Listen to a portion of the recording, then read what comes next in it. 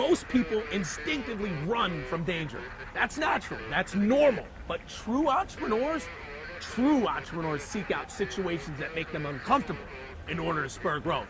And you know what? This is gonna be pretty f***ing uncomfortable.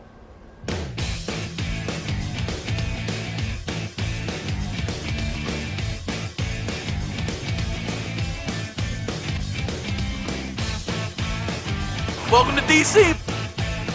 Becoming a successful entrepreneur requires you to face your fears, embrace your weaknesses, and challenge yourself to push forward despite the enormous risks.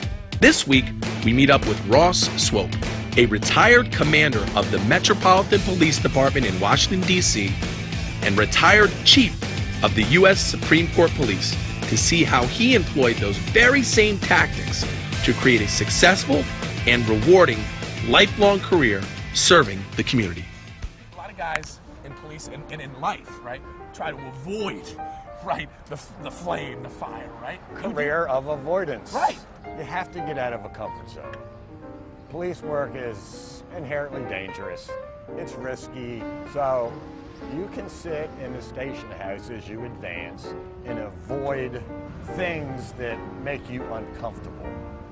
But the more you confront those things that make you uncomfortable, the less discomfort you experience the next time it happens. And by the time I ended my career, there wasn't a situation that gave me discomfort. Nothing. Nothing. Because you've been through it all. I have done and been at everything. Talk a little bit about the fear of heights and what you did, right? Because I think this is big. Well, yeah, it's all about conquering my fears. Right. And I remember I was chasing somebody for drugs one day, and it was a tall building, and he ran up the fire escape, and I ran up the fire escape. It was about 6 stories, and the ladder come loose on the fire escape, and I went back like that. And, you know, I was scared of heights to begin with, and that just, you know, made it worse. I got to get over this. Right. You know, this is not good for me. Yeah. I said, I'm going to conquer these heights. I'm going to go to rappel training. So I go down to Fort Belvoir for 2 weeks and learn how to rappel. Well, the first day there, you get up on the tower, they take the railings off. I'm scared. I'm 6 stories up, and I'm 2 weeks later, 2 weeks later, I'm rappelling out of a Huey helicopter. 2 weeks later, jumping off the thing and rappelling down. And that was it.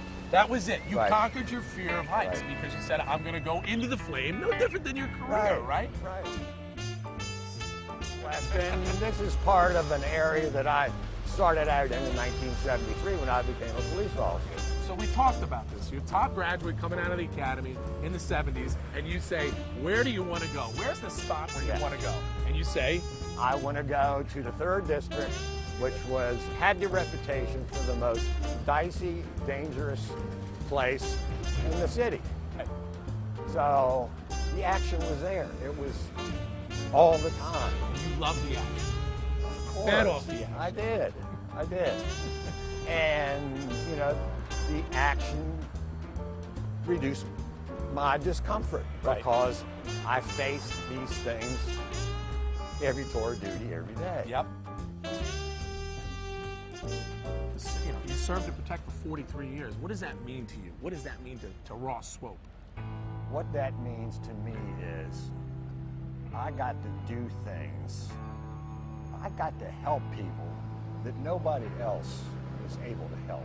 Right. That's why I look at you as a hero, as an American success story, because that answer alone tells me, you know, it shows you how what you've done was for the people. I mean, like, it sounds like an old cliche, but it's the damn truth, right? I mean, you loved helping people. I loved helping people that had no other place to turn and nobody else to help them. And I'd help anybody. Yep.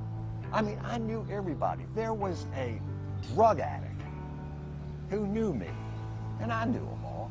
And I'm driving down the street, and he yells out, "Hey, Captain, come help me." So I went over, I said, "What's wrong?" He said, "I was in the shooting gallery and a needle broke off in my neck." The ambulance gets up there. "We're not taking him. He's just some junkie." "Oh, yes, you are. Yes, you are." "No, we're not." I walked over my car, said, send me the battalion chief down here. The battalion chief came down there, and I said, you know, this guy's got a needle in his neck. It's going to travel. He could die. Your guys are refusing to take him. Take him. It don't matter who it was. Yeah. You know? Yeah, it didn't matter. It didn't matter to me. Former DC Commander Ross Swope and those under his command faced great risk every day. Risk leads to fear. In business, in order to win, you have to push past your fears every single day until those uncomfortable, risky moments become almost second nature. Using these strategies, Ross Swope reached the pinnacle of his profession and received 42 departmental commendations along the way. So, are you ready to get uncomfortable?